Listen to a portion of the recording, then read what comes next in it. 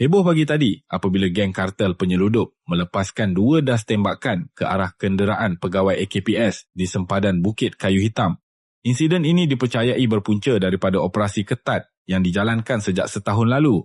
AKPS yang ditubuhkan di bawah Kementerian Dalam Negeri berjaya merekodkan lebih 80 juta ringgit nilai rampasan barang seludup dalam tempoh setahun. Di Bukit Kayu Hitam sahaja, dari awal Januari hingga 22 Februari 2026, sebanyak 2.5 juta ringgit barangan telah disita. Operasi penguatkuasaan bukan hanya tertumpu di Kedah. Di Kelantan, polis diraja Malaysia turut menutup 220 jeti haram di Sungai Golok. Laluan penyeludupan semakin sempit dan ruang sindiket semakin terbatas. Apabila tekanan semakin kuat, sindiket mula bertindak agresif.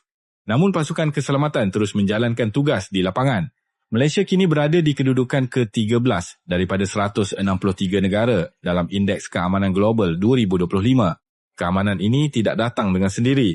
Ia adalah hasil usaha berterusan menjaga sempadan dan menegakkan undang-undang